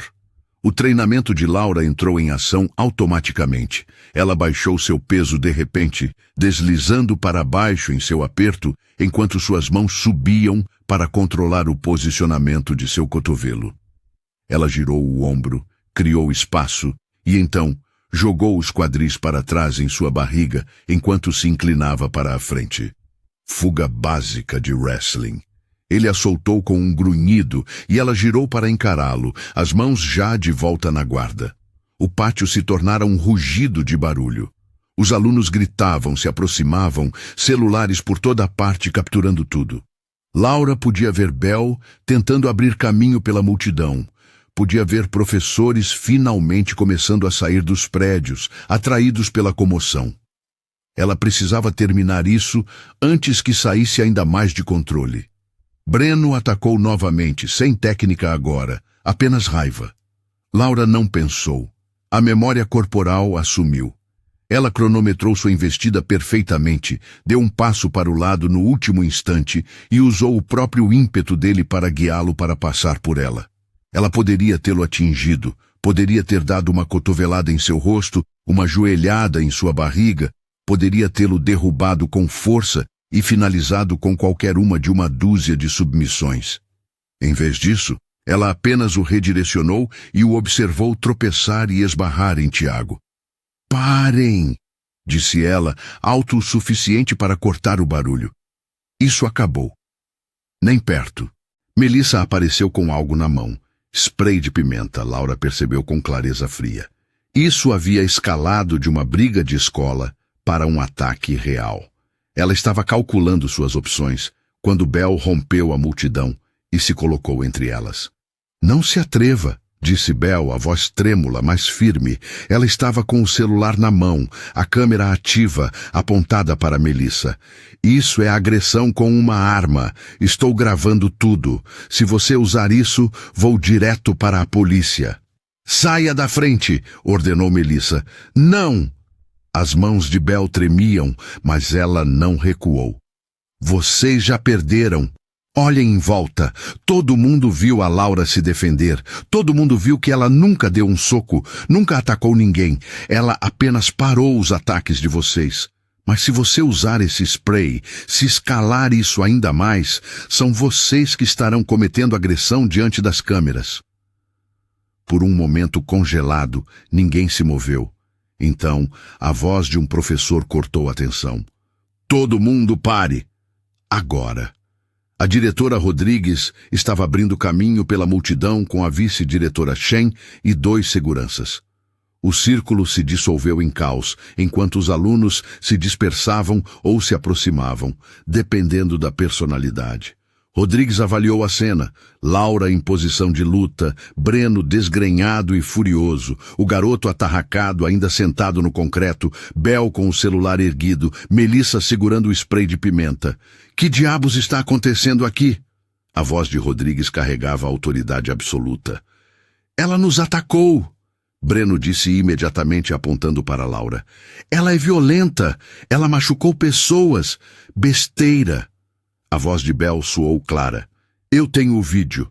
Todo mundo aqui tem o vídeo. Eles a atacaram, várias pessoas. Ela se defendeu e nunca deu um único soco. Verifiquem as filmagens." Rodrigues olhou para a multidão. "Alguém me dê seu celular agora." 3 alunos imediatamente ofereceram suas gravações. Rodrigues assistiu a 30 segundos de filmagem e sua expressão passou de raiva para uma satisfação sombria. Ela se virou para Breno e seu grupo. "Minha sala, imediatamente, todos vocês. Mas ela, sala. Agora, seguranças, escoltem-nos." Rodrigues olhou para Laura. "Você também, e sua amiga." A multidão se abriu enquanto os seguranças os conduziam. Laura finalmente se permitiu sair da postura de combate, suas mãos baixando, sua respiração ainda controlada, mas suas pernas de repente parecendo fracas. A adrenalina estava começando a diminuir, deixando exaustão em seu rastro. Bell agarrou sua mão e apertou com força. "Você foi incrível", sussurrou Bell. "Eu estava tentando não machucar ninguém." "Eu sei, todo mundo sabe. Eles viram." Na sala da diretora, Rodrigues os fez sentar em áreas separadas. O grupo de Breno de um lado, Laura e Bell do outro. Ela chamou o policial da escola e começou a coletar celulares para revisar as imagens de vídeo. Enquanto esperavam, Laura sentou-se com as mãos entrelaçadas, processando o que acabara de acontecer. Ela havia lutado de verdade, usado seu treinamento na frente de testemunhas, mas o fizera defensivamente, com contenção, exatamente como seu avô a ensinara. Nunca perdeu o controle, nunca usou força excessiva, apenas se protegeu e parou os ataques. Ela havia quebrado sua promessa. Rodrigues retornou após 20 minutos com o policial da escola e um rosto de poucos amigos. Ela se dirigiu a Breno primeiro. Assisti a filmagens de 7 celulares diferentes. Todos mostram a mesma coisa. Você e seus amigos atacaram esta jovem. Ela se defendeu sem nunca atingir ninguém ofensivamente. Múltiplas testemunhas confirmam que vocês a vêm assediando há meses. Também encontrei evidências de ameaças feitas contra a senhorita Chen e sua família. Ela se virou para o policial. Quero que sejam prestadas queixas, agressão, assédio, possivelmente conspiração. O quê? O rosto de Breno ficou branco. Meu pai... Seu pai pode falar com a polícia. Você está suspenso enquanto a investigação ocorre. Todos vocês. O olhar de Rodrigues varreu Tiago, Melissa e os outros. Recolham suas coisas. Devem deixar o campus imediatamente. Seus pais foram chamados. Ela se virou para Laura. Senhorita Campos, devo-lhe um pedido de desculpas. Vários professores relataram o assédio e nada foi feito. A culpa é minha e desta administração. Sinto muito. Laura não confiava em sua voz, então apenas assentiu. No entanto, o tom de Rodrigues mudou. Você claramente tem um treinamento significativo em artes marciais que não revelou. Isso não é uma violação de nenhuma regra, mas preciso entender a situação. Você é um perigo para outros alunos? Não, senhora. Laura encontrou sua voz. Treinei por anos em jiu-jitsu brasileiro e wrestling. Competi em MMA amador quando era mais jovem, mas nunca quis lutar. Tenho tentado evitar confrontos o semestre todo. Por que você não denunciou o bullying? Eu denunciei. Ao professor Hélio depois do incidente da cantina. À senhora Chen sobre o vandalismo no armário. Ao senhor Fortes sobre o assédio na biblioteca. Nada aconteceu. Rodrigues fez uma careta. Isso acaba agora. Estou implementando novos protocolos. Tolerância zero para assédio, denúncia obrigatória, e quero saber mais sobre seu histórico, não para puni-la, mas para entender como apoiá-la daqui para frente. A conversa durou mais 1 hora. Laura explicou seu histórico de treinamento, omitindo o incidente em Goiás. Aquilo era um registro selado e não relevante agora. Explicou que estava tentando manter suas habilidades escondidas, tentando recomeçar sem violência. Rodrigues ouviu atentamente, fez boas perguntas e, por fim, concluiu que Laura agira em clara legítima defesa, com notável contenção. Você poderia tê-los machucado seriamente, disse Rodrigues em voz baixa. Várias pessoas com seu nível de treinamento. O vídeo mostra pelo menos 3 momentos em que você poderia ter atingido alvos vulneráveis e escolheu não fazê-lo. Isso mostra o exato oposto de uma pessoa violenta. Isso mostra disciplina. Quando finalmente foram liberadas, Bel abraçou Laura com força no corredor vazio. Você está bem? Eu não sei. Laura se sentia estranha, oca, mas também mais leve, como se uma pressão que se acumulava há meses tivesse finalmente sido liberada. Eu lutei, usei meu treinamento. Você se defendeu. Há uma diferença. Ah? Eu prometi ao meu avô. Você prometeu não perder o controle, não usar força excessiva, não machucar pessoas que não mereciam. Bel se afastou para olhá-la nos olhos. Você fez alguma dessas coisas hoje? Laura pensou sobre isso. Sobre a contenção cuidadosa em cada movimento, a escolha deliberada de não atacar mesmo quando as oportunidades se apresentavam, a maneira como controlar os oponentes sem feri-los. Não fiz. Então você não quebrou sua promessa. Você a honrou. Elas saíram para a luz do sol da tarde. O pátio estava vazio agora, as aulas de volta ao normal. Como se a última hora tivesse sido um sonho febril. Mas Laura ainda podia sentir o fantasma de sua postura, a memória muscular quente em seu corpo, a certeza de que tomara a decisão certa. Não ser passiva, não ser violenta, mas defender-se com habilidade, controle e humanidade intactos. Naquela noite, sua tia ouviu a história completa sem interromper. Quando Laura terminou, sua tia ficou em silêncio por um longo momento. Seu avô estaria orgulhoso, ela finalmente disse. Você acha? Eu sei que sim. Ele não te ensinou a lutar para te tornar perigosa. Ele te ensinou a lutar para te manter segura. E te ensinou a ter controle para te tornar forte. Hoje você usou ambos exatamente como ele pretendia. Sua tia apertou seu ombro. Você honrou a promessa dele melhor do que se esconder teria feito. Nos dias seguintes, a dinâmica social na Roosevelt mudou como placas tectônicas. As imagens de vídeo se espalharam para além da escola. Várias versões estavam agora nas redes sociais, com centenas de milhares de visualizações. Os comentários variavam de maravilhados. Ela lidou com 3 caras sem dar um soco. A analíticos. Isso é defesa de BJJ legítima. A solidários. É assim que a verdadeira autodefesa se parece. O anonimato de Laura evaporou.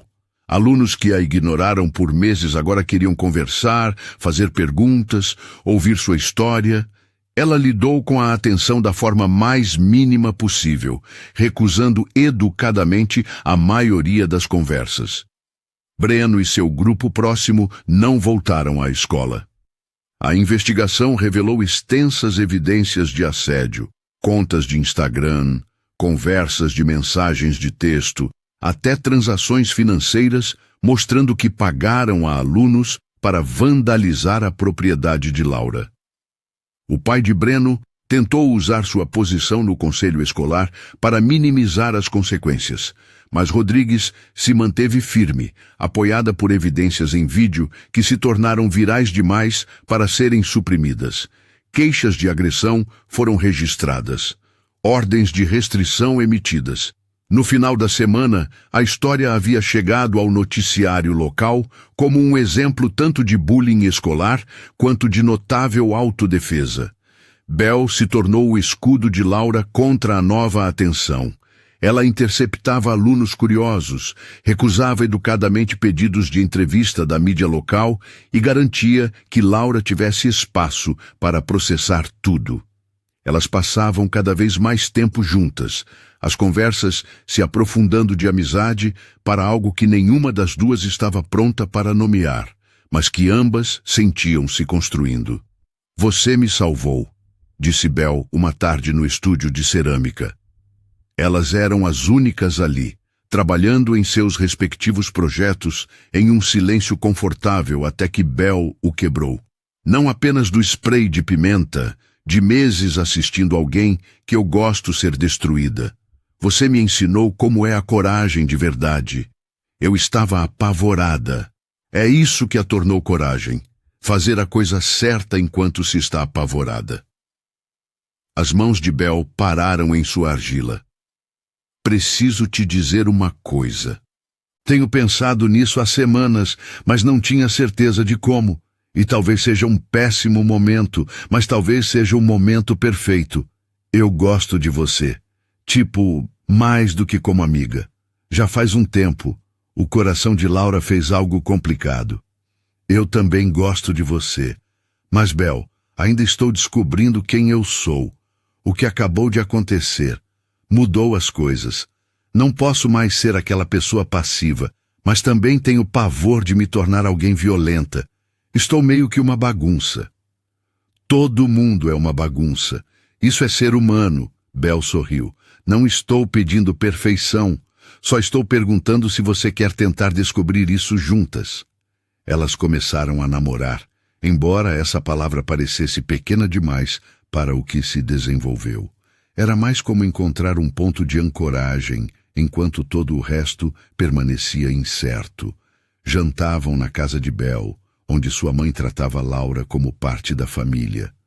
Caminhavam pelos bairros, falando sobre futuros e sonhos, traumas e cura. Trabalhavam no estúdio de cerâmica, criando arte do nada, uma metáfora óbvia demais para ser mencionada, mas presente mesmo assim. Laura ensinou a Bel algumas noções básicas de autodefesa. Não treinamento de artes marciais, mas consciência prática, estabelecimento de limites, os aspectos mentais que seu avô enfatizara. Bell ensinou a Laura a ver beleza nos momentos comuns, a capturar a luz com sua câmera, a acreditar que merecia a felicidade. O resto de novembro e o início de dezembro trouxeram uma normalização constante. Os alunos ainda reconheciam Laura e alguns a tratavam com respeito cauteloso, mas o auge da atenção gradualmente diminuiu. Ela pôde ser apenas mais uma aluna novamente, embora com uma reputação de força oculta. Professores que antes ignoravam o assédio estavam visivelmente mais atentos. Rodrigues implementou os novos protocolos que prometera, incluindo treinamento anti-bullying obrigatório para a equipe e um sistema de denúncia confidencial para os alunos. Numa tarde de terça-feira em meados de dezembro, Laura estava saindo da biblioteca quando encontrou alguém inesperado. Tiago estava sentado em um banco perto do prédio de artes, parecendo menor de alguma forma do que ela se lembrava.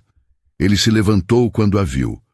"Eu queria pedir desculpas", disse ele rapidamente antes que ela pudesse passar. "Por tudo. Eu fui um completo idiota.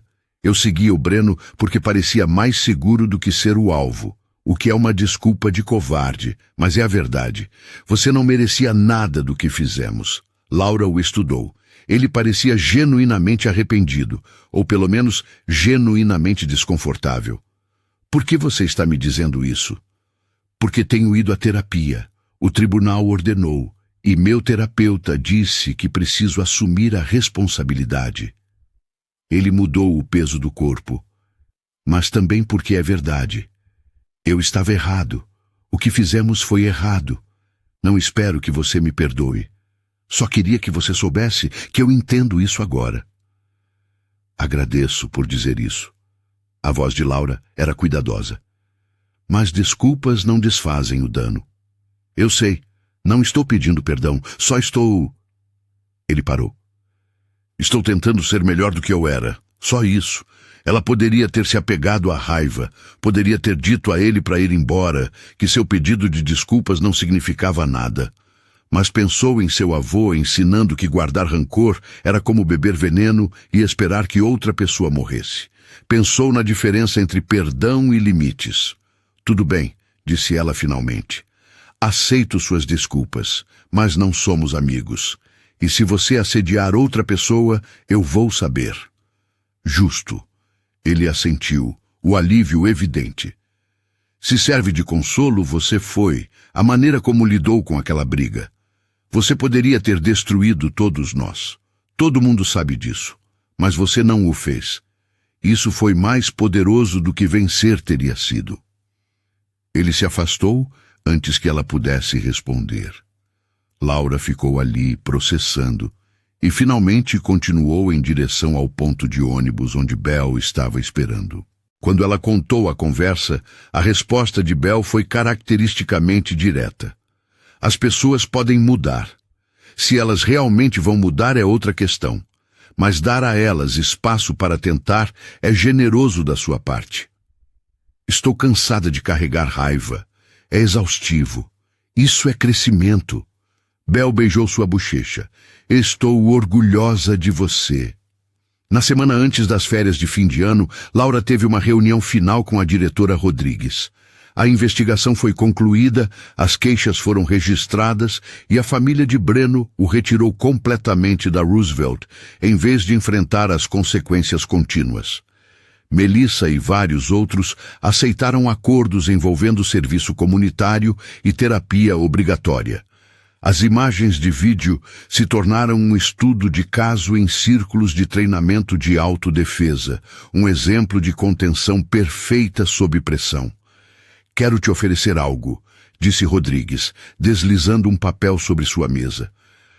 "Estamos começando um clube de autodefesa para os alunos, opcional depois da aula, focado em consciência e desescalada em vez de combate. Gostaria que você ajudasse a liderá-lo." Laura leu a proposta com atenção. "Por que eu?"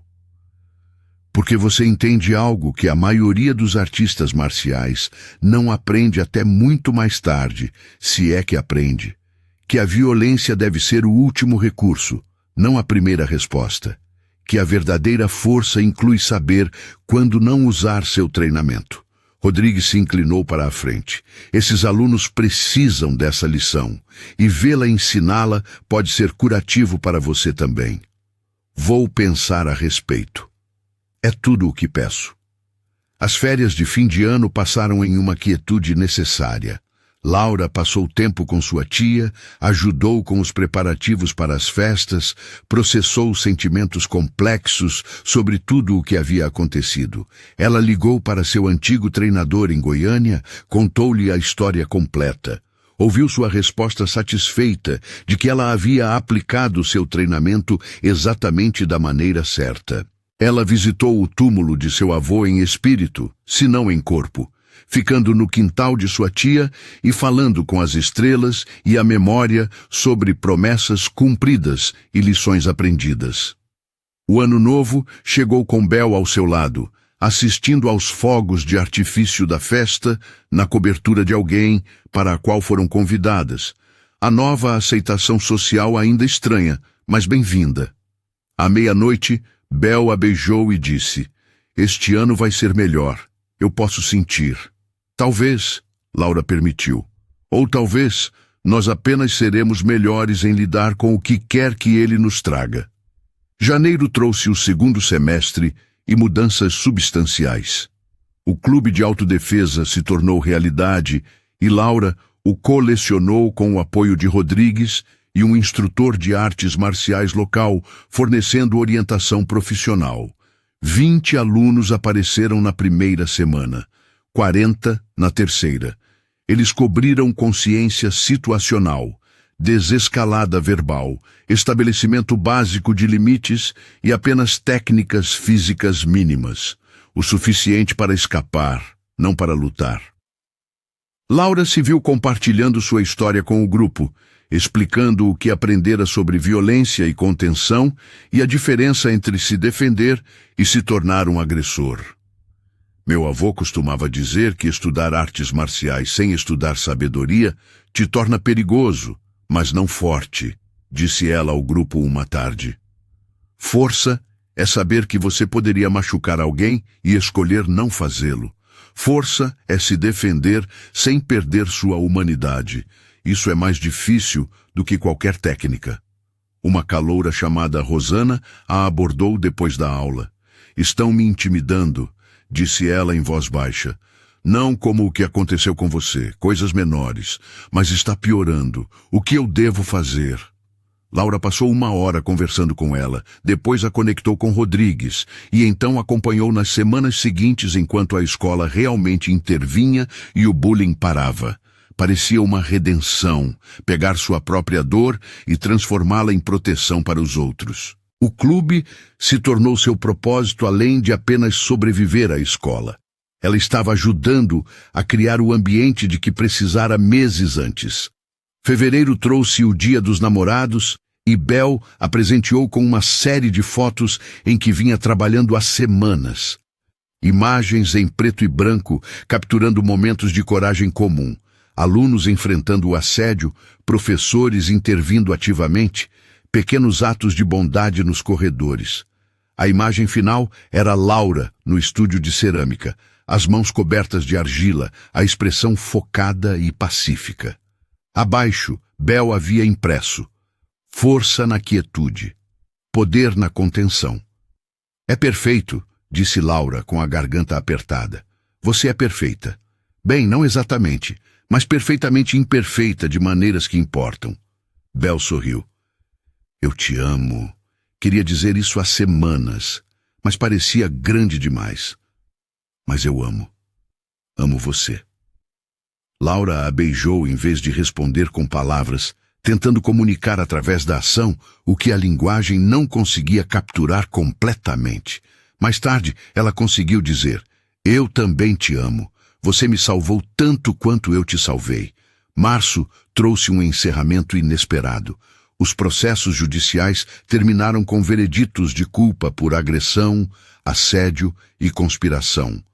Breno recebeu serviço comunitário, terapia obrigatória e liberdade condicional que se estenderia além de seu 18º aniversário. Mais importante para Laura, ele foi obrigado a emitir um pedido formal de desculpas como parte de sua sentença. Eles se encontraram em um ambiente supervisionado com Rodrigues, os advogados de ambas as famílias e um mediador presente. Breno parecia diferente, menor, mais jovem, como se alguém tivesse esvaziado o ar dele. Quando falou, sua voz não tinha a confiança de antes. Sinto muito por tudo que fiz. O assédio, a agressão, transformar sua vida em um inferno. Eu estava lidando com minhas próprias coisas e descontei em você da pior maneira possível. Você não merecia nada disso. Eu estava errado. Laura ouviu sem interromper. Quando ele terminou, ela disse: aceito suas desculpas. Espero que você realmente se torne a pessoa que está tentando ser. Mas se nos virmos, não seremos amigos. Seremos apenas pessoas que se conheceram. Isso é justo, ele assentiu. Se serve de consolo, penso muito naquela briga. Como você poderia ter me destruído, mas não o fez. Estou tentando entender esse tipo de força. É mais difícil do que ficar com raiva. É sim, concordou Laura, mas vale a pena. Eles se separaram com o entendimento mútuo de que seus caminhos não se cruzariam novamente. Breno estava terminando o ensino médio por meio de programas online, planejando frequentar a faculdade em algum lugar distante. O capítulo estava encerrado. Abril e maio passaram no agradável borrão da primavera do último ano.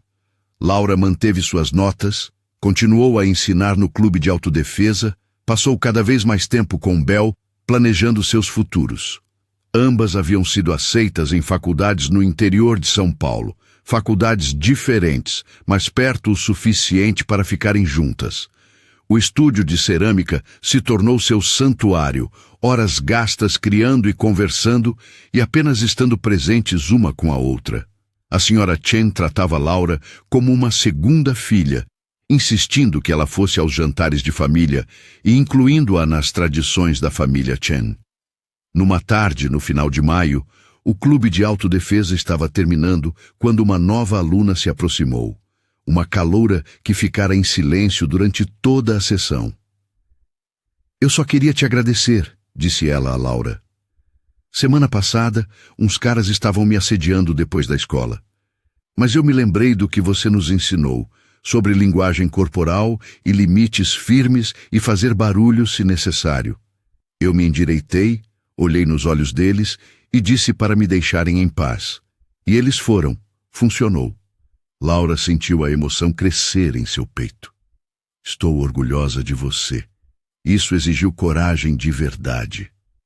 Você me ensinou que era possível. Você mostrou a todo mundo que se pode ser forte sem ser mau. Que se pode proteger sem se tornar aquilo do que se está protegendo. A caloura sorriu. Eu quero ser assim, como você. Depois que ela saiu, Bel colocou um braço em volta dos ombros de Laura. Você está mudando este lugar, tornando-o melhor. Nós estamos mudando. Você tem ajudado tanto quanto eu. Trabalho em equipe, então. Bel beijou sua têmpora. Eu amo isso em nós. A última semana de aula chegou com a estranha doçura agridoce de finais e começos. Laura caminhou pelos corredores da Roosevelt uma última vez, sentindo todo o peso da transformação. Ela chegara em agosto como alguém se escondendo de si mesma, fingindo que fraqueza era o mesmo que paz, confundindo passividade com segurança. Estava saindo como alguém que entendia que a força exigia tanto capacidade quanto contenção, que se defender era diferente de atacar os outros, que a verdadeira coragem significava agir, apesar do medo, em vez de nunca senti-lo. No último dia, ela estava no corredor principal onde tudo começou, onde Breno a chamara de caipira pela primeira vez, onde passara meses sendo invisível. Agora, os alunos a cumprimentavam calorosamente, os professores a reconheciam com respeito e ela podia andar por esses espaços sem medo, não porque fosse intimidadora, porque provara que se pode ser gentil e forte, dócil e capaz, pacífica e preparada. Ela encontrou Belle em seu armário e saíram juntas para o sol de junho. No estacionamento, passaram por uma pequena cena, um aluno mais velho zombando de um calouro perto dos bicicletários. Tanto Laura quanto Belle pararam. Laura encontrou o olhar do calouro e fez um pequeno aceno, um gesto sutil de solidariedade. O calouro se endireitou um pouco, encontrou sua voz e disse firmemente ao aluno mais velho para deixá-lo em paz. O valentão olhou em volta, notou Laura observando e se afastou sem escalar a situação. Efeito dominó, murmurou Belle, enquanto continuavam em direção ao ponto de ônibus. Todo mundo pode aprender que a coragem é contagiante, que uma pessoa escolhendo ser melhor pode inspirar outras.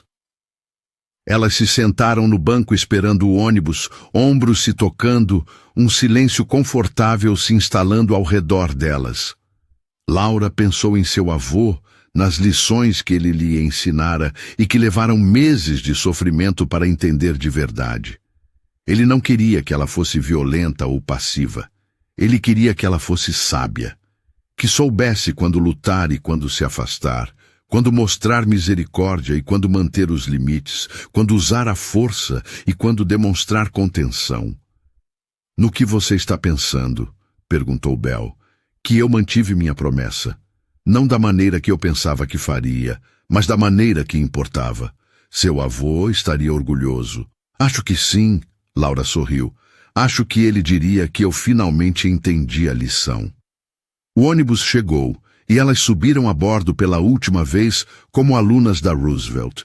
Pela janela, Laura observou a escola se afastar, aquele prédio que fora tanto prisão quanto campo de provas. Ela pensou na garota assustada que chegara 9 meses antes, escondendo sua força porque tinha medo dela, e na pessoa que se tornara, alguém que entendia que poder não era o mesmo que domínio, que habilidade não exigia crueldade, que a coisa mais forte que se pode fazer é escolher a misericórdia quando a vingança está disponível. Ela pensou em Breno, aprendendo essa lição da maneira mais difícil. Em Tiago tentando se tornar melhor. Nas dezenas de alunos do clube de autodefesa aprendendo que podiam se proteger sem perder sua humanidade. Na caloura que enfrentou o assédio porque viu que era possível. A mudança se propagava a partir de momentos únicos de coragem. Uma pessoa escolhendo ser melhor poderia inspirar outras 5. 5 poderiam inspirar 25. 25 poderiam transformar uma escola. Uma escola poderia influenciar uma comunidade. Começava com a escolha de não ser destruído pela crueldade e de não se tornar cruel. Começava com o entendimento de que a verdadeira força caminha na linha entre vítima e agressor, nunca confortável com nenhum dos papéis. A mão de Belle encontrou a dela no assento do ônibus. Você está bem? Sim. Laura apertou seus dedos. Melhor do que bem. Pronta para o que vier. O que você acha que vem a seguir? Eu não sei. Mas seja o que for, eu vou lidar com isso.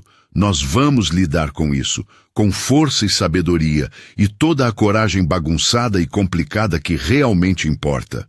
O ônibus as levou para longe da Roosevelt, em direção ao verão e a futuros ainda incertos, mas cheios de possibilidades.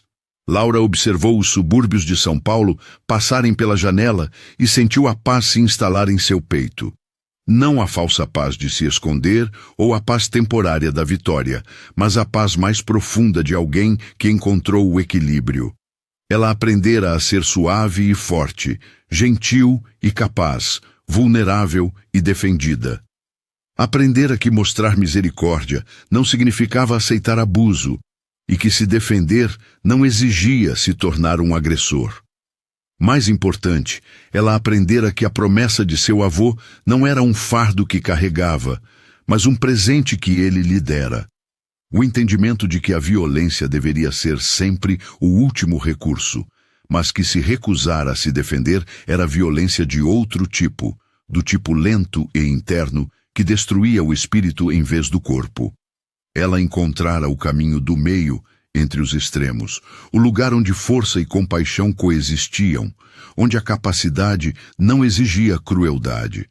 Ela se encontrara, e ao fazê-lo, ajudara outros a se encontrarem também.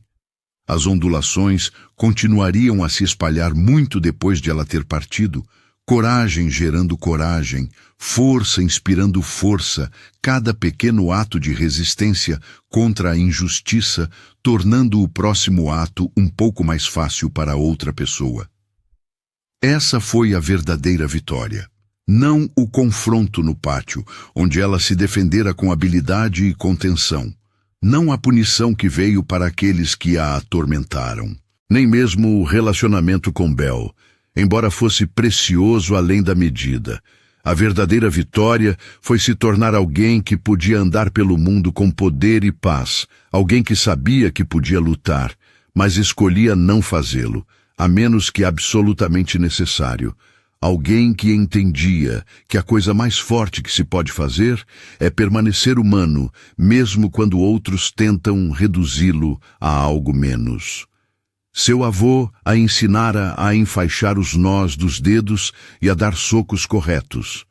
Mas sua lição maior foi sobre as mãos que permaneciam abertas, a misericórdia que seguia a contenção, a sabedoria que transformava a força em proteção em vez de dominação.